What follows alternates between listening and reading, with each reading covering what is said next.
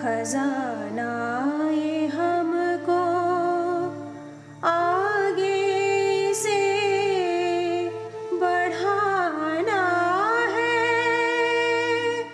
इल्मे सेहत है ये, सेहत से ही ज़माना है।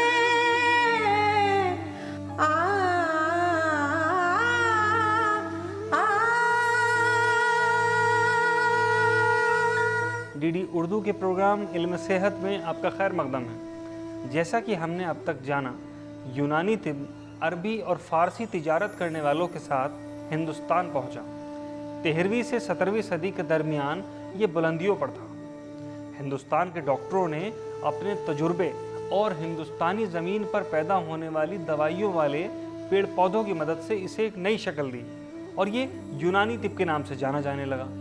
कुदरत की हर चीज़ की तरह इसमें भी कई उतार चढ़ाव आए। आज के इस दौर में हर ख़ास व आम एक बार फिर इस कुदरती और महफूज इलाज के तरीके को अपनाने लगे। आज के प्रोग्राम में हम बात करेंगे यूनानी तिब में तर्ज ज़िंदगी के मौके के बारे में। एक ख़ानदानी एक तरह का ये प्रोफेशन था और उसमें इसको सिर्फ जो हकीम अपने बच्चों तक ही इसको महदूद रखते थे, यानी सीना बसीना इसका ताल्लुक़ था और कोई बाहर का आदमी सोच भी नहीं सकता था कि हम तिब को सीखें या उसमें प्रैक्टिस करें। यूनानी में लोग क्वालिफ़िकेशंस लेते थे, वो एक तरह से गुरु शिष्य परंपरा की तरह से लेते थे। कोई इंस्टीट्यूशनल उनके लिए टीचिंग या ट्रेनिंग की फैसिलिटीज़ नहीं थी। जो हमारे वालिद थे हकीम मुमताज़ अहमद साहब, वो तकरीबन 60-65 साल से रामपुर के अंदर मतलब कर रहे थे। मेरी जब आँख खुली तो मैंने भी दूसरे, तीसरे, चौथे, 5वें साल के अंदर वो सारी यानी उनके तौर तरीके समझ लिए। तो मैंने उनके भी तकरीबन 7 साल काम सीखा और उन्होंने बहुत लगन के साथ में पूरे उनके भी कुछ 200-250 साल पुराने नुस्खे थे, सब मुझे पढ़वाए। और हमारे के जो 200-250 साल पुराने नुस्खे थे वो हमें एक जगह किए। आज वो सारे नुस्खे मेरे पास मौजूद हैं, क्योंकि पुराने गले में कागज़ और वो किताबें मेरे पास नहीं हैं। लेकिन तजर्बा की बहस करने पर तकरीबन मुझे 3 या 4 हज़ार नुस्खे याद हैं। मेरे वालिद साहब जो थे इसी काम को करते थे आखिर दम तक। फिर उसके बाद में मैं उनके साथ से ही लगा हुआ था। अब मुझे तकरीबन 50 साल के करीब हो गए इस काम को करते हुए। मेरे वालिद ने मुझको सिखाया, मुझे बताया, इसके फ़ायदे भी जताए, मैंने उसको समझा। उसके बाद में उनके ज़माने से मैंने भी शुरू कर दिया और अब तक मैं कर रहा हूँ। आप इसका लिटरेचर देखेंगे पहले का यूनानी सिस्टम ऑफ मेडिसिन का, तो उसमें भी ये चीज़ नुमाया होती है कि वो उसमें लिखा गया है कि सीना दर सीना चलने वाला सिस्टम रहा है। तो कौन है ऐसे माहिर जो यूनानी दवा के बारे में सही और पूरी मालूमात दे सकें? क्या यूनानी तिब का माहिर हकीम बनने के लिए कोई ख़ास किस्म की तालीम ज़रूरी है? हमारे मुल्क में ऐसे कौन से तालीमी इदारे हैं जो यूनानी तिब में सनद या दर्जा देते हैं? आइए जानें। हकीम अजमल खां साहब ने इस तालीम को बहुत ही साइंटिफिक अंदाज में पेश किया। इसके लिए बाकायदा एडवाइजरी कमेटी बनाई। चूँकि हकीम अजमल खां इस बीच में कई बार उन्होंने इंग्लैंड का दौरा किया, जर्मनी गए, आप ऑस्ट्रिया गए, तो चुनांचे उन्होंने वहाँ जाके जो कि उस वक्त की मॉडर्न मेडिसिन का पढ़ाने के जो तरीके थे उसको उन्होंने वहाँ पे देखा और बिल्कुल इसको रिप्लिकेट करने के अंदाज में कि उस सिस्टम में कैसे आयुर्वेद और यूनानी को पढ़ाया जाए। और इसकी बाकायदा टीचिंग और प्रैक्टिकल ट्रेनिंग का उन्होंने अपने विज़न से इसको देखा और उसके लिए इंस्टीट्यूशंस को बाकायदा खोल करके और उसके ज़रिए से इसकी बाकायदा तालीम का इंतज़ाम किया। 13 फरवरी 1921 को इस इदारे का यानी आयुर्वेदिक एंड यूनानी तिबिया कॉलेज एंड हॉस्पिटल की इब्तिदा बाबा कौम महात्मा गांधी के दस्ते मुबारक से हुई। ये हिंदुस्तान का एक सबसे पहला इंस्टीट्यूट है जहाँ 2 समुदाय के लोग हिंदू और मुस्लिम साथ साथ रहते हैं और साथ साथ जो है शिक्षा ग्रहण करते हैं। ये सबसे बड़ा एक कम्युनल हारमोनी का सेंटर है। कि अजमल खां तिबिया कॉलेज AMU अलीगढ़ जो है ये 1927 में इस्टेब्लिश हुआ और ये आज की तारीख में तकरीबन 80 साल से ज़्यादा पुराना कॉलेज है और ये हिंदुस्तान का दूसरा सबसे पुराना यूनानी मेडिसिन का इदारा है। जो तिबिया कॉलेज है और जो अजमल खां हॉस्पिटल है, वो कंप्लीट वेस्टर्न यूपी में तिब मेडिसिन जो है पेशेंट्स को दे रहा है बग़ैर किसी चार्जेस के।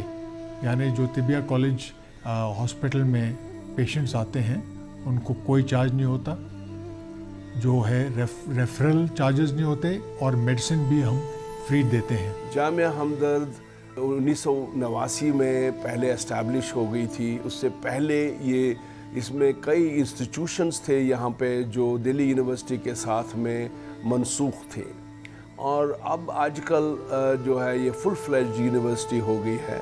जो हमारी यूनानी फैकल्टी है वो सबसे पुरानी फैकल्टीज़ में से एक फैकल्टी है जामिया हमदर्द में।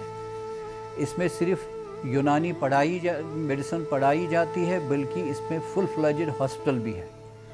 और हमारे पास 36 फैकल्टी मेंबर, जिसमें प्रोफेसर्स, एसोसिएट प्रोफेसर्स और असिस्टेंट प्रोफेसर्स के अलावा क्लिनिकल रजिस्ट्रार्स भी है। नेशनल इंस्टीट्यूट ऑफ यूनानी medicine, department of Ayush, ministry of health and family welfare के मातहत चलने वाला एक खुद मुख्तार इदारा है।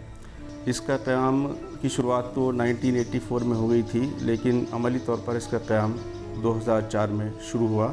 इस इदारे के अगराज़ व क़याम का मकसद तिब्बे यूनानी की पोस्ट ग्रेजुएशन की तालीम और तहक़ीक़ और यूनानी तरीक़ा इलाज मयारी और तहक़ीक़ी तरीक़ा इलाज से मरीज़ों की खिदमत करना इसके बुनियादी अगराज़ व मक़ासिद में से है। इस वक्त हिंदुस्तान में तकरीबन 40 से ज़्यादा यूनानी मेडिसिन के कॉलेजेस चल रहे हैं, जिनमें लगभग 40% जो हैं वो प्राइवेट सेक्टर के हैं और लगभग 60% जो हैं वो इंस्टीट्यूशंस गवर्नमेंट सेक्टर के हैं। CCIM यानी central council of Indian medicine हिंदुस्तानी हुकूमत का एक ऐसा इदारा है जो यूनानी तिब में तालीम की देखभाल करता है।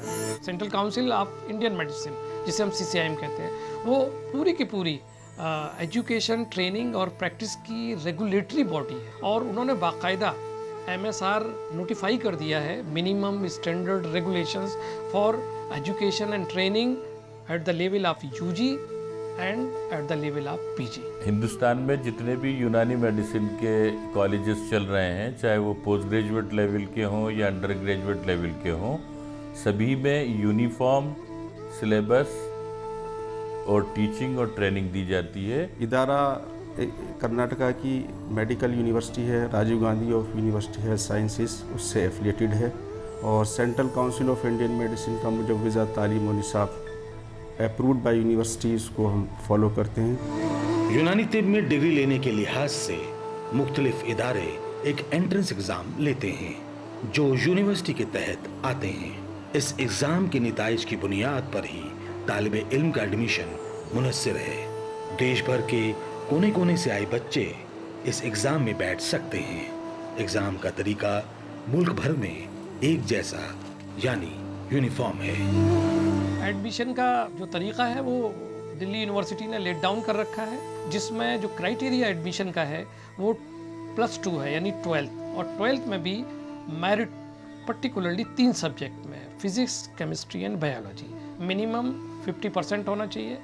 फिर इसके ऊपर जो एक मेरिट लिस्ट बनती है, तो उन 40 सीट्स में जिनके हाईएस्ट मार्क्स होते हैं उसी बेसिस पे कैंडिडेट को सेलेक्ट किया जाता है। मैंने लास्ट ईयर अपना 12th कंप्लीट किया है AMU स्कूल से, और मैंने साइंस साइड ली थी, इसलिए मैं यहाँ BOMS में हूँ।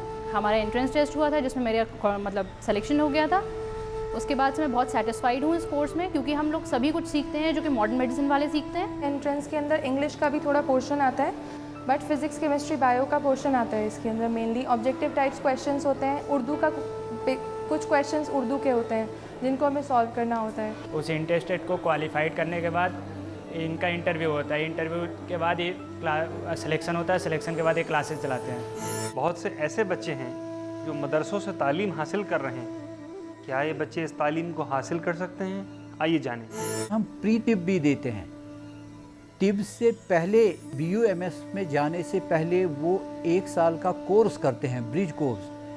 ये उन लोगों के लिए, उन तालिब इल्मियों के लिए है जो मदरसे से आते हैं। मदरसा स्ट्रीम को मुरवजा तालीम में ये ब्रिज कोर्स दिया जाता है, वो कोर्स करके वो BUMS कर सकते हैं। जब वो आ जाते हैं तो 1 साल उनको हम केमिस्ट्री, बायोलॉजी, इंग्लिश पढ़ा लेते हैं और वो एक प्रीतिप की डिग्री मिलती है उनको, जो उनको क्वालिफाई करवाती है BUMS में एडमिशन देने के लिए। चूँकि हम मदरसे बैकग्राउंड से, इसलिए साइंस या इस तरह की जो चीज़ें हैं ये बेसिकली हमें यहाँ सीखनी पड़ती हैं और BUMS के जो बहुत ज़रूरी चीज़ें होती हैं उन तमाम केमिस्ट्री हैं, फ़िज़िक्स हैं या बायोलॉजी से चीज़ें हैं, तो ये तमाम चीज़ें हमें यहाँ सिखाई जाती हैं। और इस 1 साल के कोर्स में हम यानी फर्स्ट से लेकर के 12 तक के हमें कवर किया जाता है और ये सारा क्रेडिट्स हमारे असातिज़ा को जाता है। टीचर्स को हमारे ऊपर बहुत मेहनत करते हैं और हमें इस लायक बनाते हैं कि हम उन बच्चों के साथ हो सकें जो स्कूल से या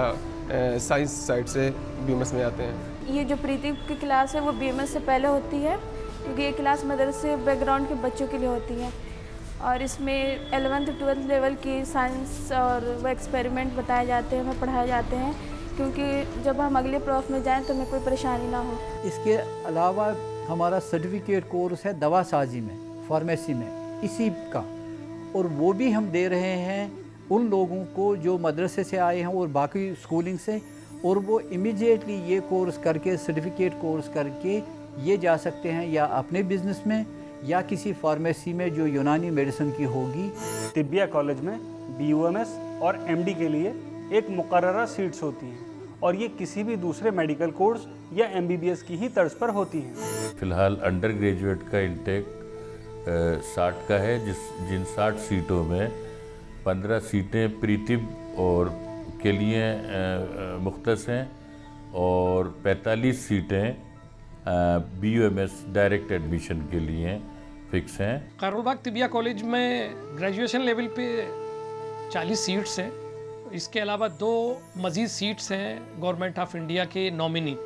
जो नॉमिनी होते हैं ख़ास तौर से ऐसे स्टेट्स आइडेंटिफाई किए हैं गवर्नमेंट ऑफ इंडिया में जहाँ पे तिबिया कॉलेज नहीं है। मिसाल के तौर पे पंजाब और उत्तराखंड, वहाँ के लिए 2 सीट मखसूस की गई हैं नॉमिनेशन के ज़रिए, तो 42 सीट हो गई और 2 सीटें फ़ॉरेन नेशनल के लिए, अगर कोई विदेशी अगर यूनानी पढ़ना चाहता है तो फिर वो, तो इस तरह से टोटल 44 सीट्स हैं। और हमारी टोटल स्ट्रेंथ इस फील्ड में 50 लड़के हम हर साल लेते हैं BUMS में। इसके साथ साथ हमारे यहाँ 2 PG भी होते हैं, MDs भी होते हैं। BUMS जो बैचलर ऑफ यूनानी मेडिसिन एंड सर्जरी या जिसको हम कामिल तिब्बो जराहत का नाम देते हैं, ये पूरा कोर्स यूनिफॉर्मिटी के साथ और स्टैंडर्डाइज फॉर्म में पूरी तरह से, जहाँ उसका पूरा सिलेबस है, यूनिफॉर्म सिलेबस है, यूनिफॉर्म क्यूरिकुलम है। कि अंडर ग्रेजुएट कोर्स है जो 4.5 साल का एक कोर्स है, उसके बाद 1 साल के मखसूस तौर पे इंटर्नशिप या ट्रेनिंग का उसमें रखा जाता है, जो टोटल मिलाकर के 5.5 साल का कोर्स हो जाता है, जिसको 3 हिस्सों के अंदर तकसीम किया गया है, जिसके अंदर फर्स्ट प्रॉफ, सेकंड प्रॉफ और थर्ड प्रॉफ है। इस कोर्स को MBBS की तर्ज पर बनाया गया है। इसमें 1.5 साल के 3 प्रोफेशनल हैं। 1.5 साल का पहला प्रोफेशनल, 1.5 साल का सेकंड, 1.5 साल का थर्ड, इस तरह 3 एग्ज़ाम होते हैं हर प्रोफेशनल के बाद। 2 पैथीज़ एट ए टाइम उनको पढ़ाई जाती हैं। एलोपैथी या मॉडर्न मेडिसिन की भी पूरी उनको तालीमात दी जाती हैं। उसके साथ साथ यूनानी सिस्टम ऑफ मेडिसिन जो एक हमारा तिब्बी नज़रिया है, उसके ज़रिए भी और उसके जो भी इस तरह से फंडामेंटल्स हैं उसके बारे में भी पूरा बताने की कोशिश की जाती है। इसमें फर्स्ट ईयर के अंदर वही सब्जेक्ट पढ़ाए जाते हैं जैसे MBBS में पढ़ाते हैं, जिसके अंदर ख़ास तौर से एनाटॉमी जैसे तशरीह बदन है या फिजियोलॉजी है, उसके बारे में तालीमात दी जाती हैं। फर्स्ट प्रॉप में सब्जेक्ट्स मुफरिदात हैं, एनाटॉमी है और फिजियोलॉजी और अरेबिक है जो हमारे लिए कंपलसरी होता है क्योंकि हमें मुफरिदात में वही लैंग्वेज यूज़ होती है। मॉडर्न के बारे में यहाँ पढ़ाया जाता है और यूनानी कंसेप्ट भी दिया जाता है ताकि हम मरीज़ को दोनों तरह से देख सकें। यानी इमरजेंसी हालत में अगर कोई पेशेंट आता है तो उसको कैसे क्योर करना है, और अगर कोई क्रोनिक पेशेंट है तो उसको कैसे ट्रीट करना है यूनानी कंसेप्ट के हिसाब से। ये इस कोर्स की सबसे बड़ा पॉजिटिव पॉइंट है। उसके बाद जैसे जैसे स्टडीज़ आगे बढ़ जाती हैं, सेकंड प्रॉप के अंदर आ जाता है स्टूडेंट, तो उसके बाद उसकी जो भी तालीम है उसका भी दर्जा बढ़ जाता है उसके अंदर। सेकंड प्रोफेशन के अंदर भी उसी तरह से जैसे MBBS के अंदर social and preventive medicine, microbiology, pathology पढ़ाया जाता है, उसी तरह यहाँ भी पढ़ाते हैं। प्लस कुछ यूनानी के सब्जेक्ट पढ़ाए जाते हैं। मैं बीओएमएस सेकंड प्रॉफ की तालबा हूँ और हम जो यहाँ सब्जेक्ट पढ़ते हैं सेकंड प्रॉफ में वो है मुरक्कबात, सैदला, पैथोलॉजी, हाइजीन, जूरिस्प्रूडेंस, टॉक्सिकोलॉजी। यूनानी भी पढ़ाई जाती हैं हमको और इसी तरह मॉडर्न की भी चीज़ें हमको पढ़ाई जाती हैं। सेकंड प्रॉफ में हमने अद्वियाँ बनाई हैं जिन्हें मेडिसिन कहा जाता है इंग्लिश में। बहुत सारी अद्वियाँ बनाई गई हैं जिसमें से शरबत और हब, ये सारी चीज़ें हम बनाते हैं। और यहाँ पर हमने जैसे सॉफ्टवेयर ऑपरेटर्स के ज़रिए अर्क निकालना और कैप्सूल फिलिंग मशीन के ज़रिए कैप्सूल फिलिंग करना और इसके कोटिंग मशीन के ज़रिए बहुत सी दवाएं जो मज़े में कड़वी हुई होती हैं उनको उन नेचुरल दवाओं को कोटिंग करके हम इस्तेमाल कराते हैं। उसके बाद फिर उसको आईपीटी या ओपीटी से वापसगी उसमें फाइनल प्रॉफ के अंदर उसकी आ जाती है, जिसमें उसको एक तरह से मरीज़ों के ऊपर तजुर्बे का भी मौका मिलता है और उनको ज़्यादातर बीमारियों के बारे में भी और या उनके जो भी प्रिवेंशन हैं या ट्रीटमेंट हैं या इन्वेस्टिगेशन हैं उनके ताल्लुक से उसको फाइनल प्रॉफ के अंदर बताया जाता है। उसी के दरमियान उसकी जो है रोगी के साथ जो है आपस में एक इंटरेक्शन होता है। वो सीखता है अपने शिक्षक से या अपने प्रोफेसर से कि वो हमारे प्रोफेसर साहबान किस प्रकार से मरीज से बात करते हैं, किस प्रकार का पर्चा वो लिखते हैं, उसी को ध्यान में रखते हुए छात्र सीखता है। जो चीज़ क्लास में पढ़ाई जाती है तो उसका प्रैक्टिकल भी होता है लैब में, और इसके अलावा ओपीडी भी होती है हमारी। वहाँ पर मरीज़ों पे हमें बताया जाता है कि किस तरह से उनको देखना है, किस तरह से उनकी पालपेट करना है, किस तरह से उनसे बात करनी है, उनसे इंटरोगेशन लेना है किस तरह से। फिर 1 साल की कंपलसरी रोटेटरी ट्रेनिंग पीरियड होती है जिसमें हम बच्चों को 1 साल तक ट्रेनिंग का एक्सपोजर हॉस्पिटल्स में देते हैं। अभी फ़िलहाल इंटर्नशिप कर रही हूँ। फाइनल ईयर में मेरा बहुत अच्छा एक्सपीरियंस था क्योंकि पोस्टिंग बाहर लगा करती थी। प्रैक्टिकली जो हमने थ्योरी में पढ़ा था यहाँ पे उतना नहीं पता लगता, लेकिन जब प्रैक्टिकली किया तो बहुत अच्छा लगा। मेरा इंटरेस्ट भी सर्जरी में है और मैंने सर्जरी बहुत करी है फाइनल प्रॉफ में। यहाँ इंटर्नशिप में मैं बहुत ज़्यादा अच्छा फील कर रही हूँ। यहाँ पर पेशेंट्स देखती हूँ और बहुत अच्छे रिजल्ट्स भी देखने को मिलते हैं और इसलिए मैं बहुत खुश हूँ यहाँ इस इंस्टीट्यूट का पार्ट बन के। और अब इन फ्यूचर मेरे प्लान्स हैं पीजी यहीं स्पेशली गायनी में करने के। आज मुल्क भर में तकरीबन 42 अंडर ग्रेजुएट रिकॉग्नाइज्ड कॉलेजेस हैं जो मुल्क के हर कोने में फैले हुए हैं। इसके अलावा 3 सरकारी इंस्टीट्यूट भी हैं जिनमें 7 मज़ामीन में तालिब इल्म पोस्ट ग्रेजुएट डिग्री हासिल कर सकते हैं। एग्जिस्टिंग 6 डिपार्टमेंट्स में एडमिशन इनटेक कैपेसिटी 34 है। दाखिला ऑल इंडिया कंपटीशन PGET कहलाता है, post graduate entrance test examination, जो Rajiv Gandhi university of health sciences conduct करती है। उसमें अकॉर्डिंग टू मेरिट दाखिला होता है। 2 सीटें फॉरेनर्स के लिए और 2 सीटें गवर्नमेंट नॉमिनेशंस के लिए मुख्तस हैं। आज की तारीख में हमारे कॉलेज में 6 मुख्तलिफ मज़ामीन में पोस्ट ग्रेजुएट एजुकेशन की फैसिलिटी अवेलेबल है, जो कि हिंदुस्तान में वाहिद इदारा है जहां इन 6 मज़ामीन में एक साथ पोस्ट ग्रेजुएट एजुकेशन की तालीम दी जाती है। 4 मज़मून हैं हमारे यहाँ, 4 डिसिप्लिन्स हैं जिनमें MD होता है, जिसमें एक इल्मुस सैदला यानी यूनानी फार्मेसी है, दूसरा है मुनाफिउल आज़ा यानी यूनानी फिजियोलॉजी है, तीसरा है क़बालतो अमराज़ निस्वा गायनी एंड ऑब्स्टेट्रिक्स, और चौथा जो मज़मून है वो मौलिजात या यूनानी मेडिसिन है। अभी तक हमारे इंस्टीट्यूट में 3 एरियाज़ में MD किया जाता है। एक सबसे बड़ा इम्पॉर्टेंट एरिया है गायनेकोलॉजी एंड ऑब्स्टेट्रिक्स। इसी तरह इल्मुल अद्विया जो फार्मेसी होता है, इसमें जो ड्रग्स इसके बन जाते हैं, उसमें 3 सीटें मिल जाती है। तीसरा जो इम्पॉर्टेंट सब्जेक्ट है वो मौलिजात है और ऑल इंडिया लेवल का टेस्ट होता है और उसके बाद में ये फिर पोस्ट ग्रेजुएट हो जाते हैं, स्पेशलिस्ट हो जाते हैं, एक्सपर्ट हो जाते हैं। BMS कंप्लीट करने के बाद ये चाहा कि अभी इसी तरीके इलाज में स्पेशलाइजेशन किया जाए, तो उसको सामने रखते हुए MD में दाखिला लिया। एक एंट्रेंस क्लियर करना होता है जो कि DU कंडक्ट करती है और सारे सब्जेक्ट्स मतलब उसमें इंक्लूडेड होते हैं एंट्रेंस टेस्ट में, और फिर उसको क्लियर करने के बाद आपको स्पेशलाइजेशन मतलब MD के में एडमिशन मिलता है। और इसके मैं जो MD कर रही हूँ वो सैदला डिपार्टमेंट से कर रही हूँ। मैंने BMS अलीगढ़ मुस्लिम यूनिवर्सिटी अलीगढ़ से किया है और मैं यहाँ पे टेस्ट के ज़रिए यहाँ पे नेशनल लेवल का एक टेस्ट होता है, तो उस टेस्ट को क्वालिफाई करने के बाद हमारा यहाँ पे एडमिशन हुआ है और मैं डिपार्टमेंट ऑफ मुआलिजात मैं एमडी फर्स्ट ईयर का स्टूडेंट हूँ। तालीम पूरी कर लेने के बाद अगला कदम होता है एक ऐसा मौका जो आपको अपनी रोज़ी रोटी कमाने के काबिल बना सके, आपको अपने पैरों पर खड़ा होने के लायक बना सके और दूसरों की खिदमत करने के काबिल बना सके। तो कहाँ हैं ऐसे तर्ज ज़िंदगी के मौके? आइए जानें।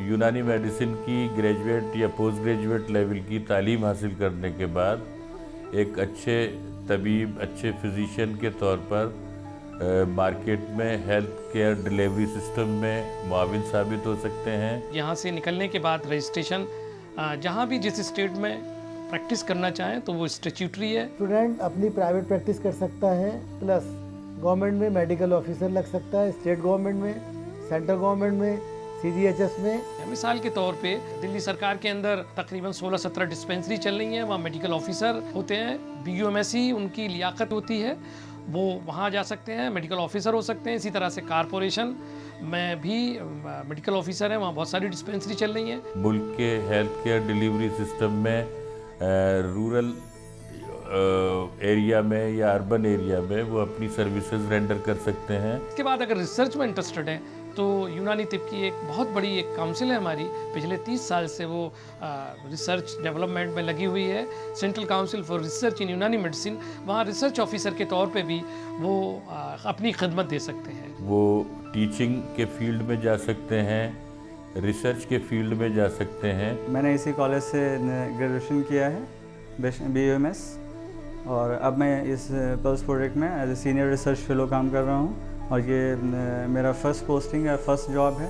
और भी बहुत सारे इदारे हैं प्राइवेट, अगर सेक्टर में हम देखें तो वहाँ भी काफ़ी कुछ वो बड़े बड़े इदारे हैं जो स्पेशलाइज्ड अपनी क्लिनिक खोल रखी है उन्होंने, जैसे कोई ओबिसिटी क्लिनिक है या जॉइंट्स की, मेटाबॉलिक डिसऑर्डर्स की, जैसे डायबिटीज़ की।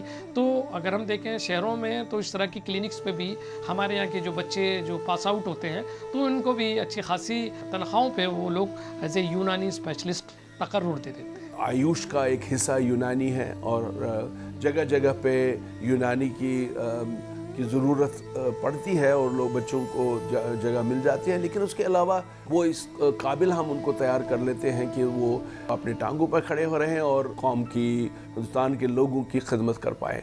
तो देखा आपने, आज ज़्यादा से ज़्यादा लोग अल्टरनेटिव मेडिसिन की तरफ बढ़ रहे हैं क्योंकि इनके मुनफी असरात कम हैं, बल्कि असरात को ना हटाकर जिस्मानी और दिमागी सेहत की तरफ ले जाती है। सिर्फ हिंदुस्तान में ही नहीं बल्कि गैर मुल्कों में भी यूनानी तिब की मांग बढ़ती जा रही है।